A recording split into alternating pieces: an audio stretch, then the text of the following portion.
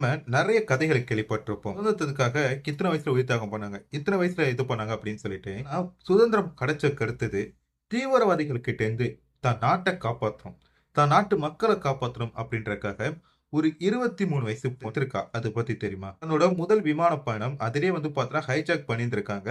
Hijack பண்ணவங்கள்ட்டேருந்து எப்படியாச்சும் நம்ம நாட்ட காப்பாத்தணுன்றதுக்காக ஒரு ரிஸ்க் எடுத்து, அந்த ரிஸ்க்ல அந்த பொண்ணு ஜெயிச்சிருக்கா. ஆனா இறந்தும் போயிருக்கா. இப்போ நான் இதுவரைக்குமே சொன்னது, நீர்ஜா பெனட் அப்படின்ற ஒரு பொண்ண பத்தி தான் சொல்லப் போறேன். இந்த ஒரு வீடியோல நீர்ஜா பெனட் யாரு? அவங்களுக்கு என்ன ஆச்சு அப்படின்றத தான் பார்க்க போறோம். அதுக்கு முன்னாடி நம்ம வீடியோவ இதுவரைக்குமே சப்ஸ்கிரைப் பண்ணாம பார்த்துட்டு இருக்கீங்களா, ஒரு சப்ஸ்கிரைப் பண்ணி பக்கத்துல வர பெல் பட்டனையும் சேர்த்து கிளிக் பண்ணிக்கங்க. வீடியோக்கு அப்படியே ஒரு லைக்க குடுத்தீங்கன்னா இன்னும் சூப்பரா இருக்கும். வாங்க வீடியோக்குள்ள போயிடலாம். 1963ல பஞ்சாப்ல இருக்க சண்டிகர்ல பொறந்த பொண்ணு தான் நீர்ஜா பெனட். இவங்க அப்பா வந்து மும்பைல ஒரு ஜர்னலிஸ்ட்டா வேலை பார்த்துட்டு இருக்காரு. ஆனாலும் நீர்ஜா தன்னோட 17வது வயசுலேயே மும்பைக்கு ஃபேமிலியோட போறாங்க. இந்த பொண்ணுக்கு சினிமா மேலயும், மாடலிங் மேலயும் அதோட ஹேர் ஹோஸ்டர் ஆகணும் அப்படின்ட்டு ஆசை இருந்திருக்கு. அதனால 2த்துமே இவங்க வந்து கவனத்த செலுத்திட்டு இருக்காங்க. அப்படி இருக்கும்போது தான் 1985ல பான் கேயம் அப்படின்ற ஒரு கம்பெனி இந்த பொண்ணுக்கு வந்து பார்த்தீங்கன்னா, இன்டர்வியூக்காக கூப்பிடுறாங்க. அங்க போனதுமே இந்த பொண்ணு என்ட்ரில செலக்டும் ஆயிட்டாங்க.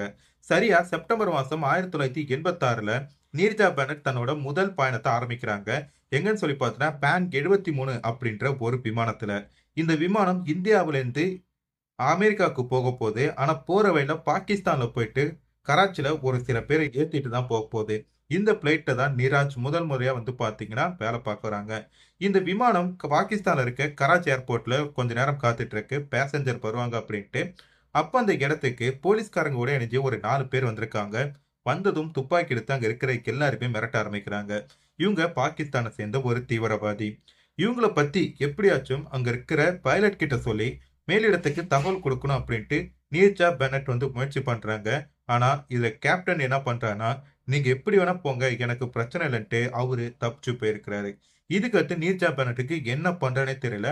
தன்னை காப்பாத்தணும் அப்படின்னு நினைச்சவரே காப்பாத்தாம போயிட்டாரு.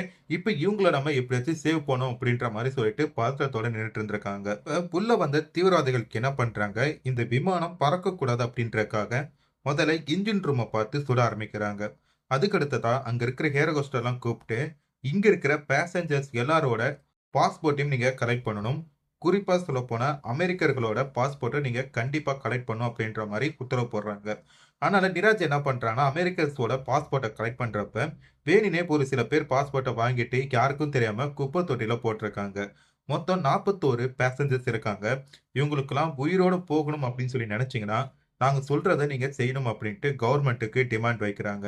இப்படி இவங்க டிமாண்ட் வச்சுட்டு இருக்கும்போது, நீர்ஜா இங்க என்ன பண்றாங்க, இங்க இருக்கிறவங்களுக்கு எப்படியாச்சும் எக்ஸிட் வழியா நம்ம கூட்டிட்டு போயிட்டோம்னா, வெளில இருக்கிற போலீஸ் மூலமா நம்ம தப்பிச்சிடலாம் அப்படின்னு சொல்லி பார்க்குறாங்க. ஆனா, அங்க இருக்கிற தீவிரவாதிகள் கண்ணும் கருத்துமா பார்த்துட்டு இருக்காங்க. யாரும் எங்கேயும் போகக்கூடாது, எதுவுமே பண்ணக்கூடாது அப்படின்றதுல கரெக்ட்டா இருக்காங்க. தொடர்ந்து வாக்கி டாக்கில இவனுங்க பேசிட்டே இருக்கானுங்க. இவனுங்க சொல்ற டிமாண்டுக்கு அங்க இருக்கிற அதிகாரிகள் வந்து பார்த்தீங்கன்னா பணிய மாட்றாங்க. நீங்க சொல்றத செய்ய முடியாது அப்படின்ற மாரி சொல்லி பேசிட்டு இருக்கிறாங்க. இருந்தாலும் நீர்ஜா என்ன பண்றாங்கன்னா, எப்படியாச்சும் போலீஸ்க்கு தகவல் குடுக்கணும்னு அவங்களுக்கு தெரிந்த எல்லா வழியுமே பயன்படுத்துறாங்க. ஆனா, எதுவுமே வந்து பார்த்தீங்கன்னா ஒர்க் அவுட் ஆக மாட்டேன்து. இந்த தீவிரவாதிகள் பக்காவான பிளான் போட்டிருக்கிறாங்க. சரி, இன்னும் கொஞ்ச நேரத்துல எப்படியாச்சும் நம்மள காப்பாத்துருவாங்க அப்படின்ட்டு கிட்டத்தட்ட 17 17 மணி நேரம் வந்து பார்த்தீங்கன்னா, அவங்க எல்லாருமே காத்திருக்கிறாங்க. நீர்ஜாக்கு என்ன பண்றதுன்னு தெரியல. இங்க இருக்கிற பேசஞ்சர்ஸ எப்படியாச்சும் காப்பாத்தணும்னு சொல்லிட்டு பார்த்துட்டு இருக்காங்க. கிட்டத்தட்ட 13 மணி நேரத்துக்கு மேலயும் இவங்க இங்க இருக்கிறதுனால, என்ன பண்றாங்கன்னா, சீரியஸ்னஸ உணர்த்தணும் அப்படின்றதுக்காக, அந்த பிளேன்ல இருந்த ஒரு பேசஞ்சர், அவர் பேரு வந்து குமார் அப்படின்றவரு. அவர வந்து பார்த்தீங்கன்னா சுட்டு கொல்றாங்க.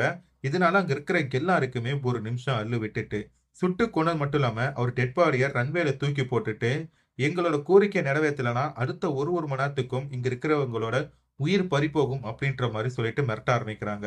இப்ப நீர்ஜா பெனட்டுக்கு என்ன பண்றதுன்னு தெரியல. எப்படியாச்சும் இவங்க எல்லாரையுமே காப்பாத்தணும்னு சொல்லிட்டு பார்க்குறாங்க.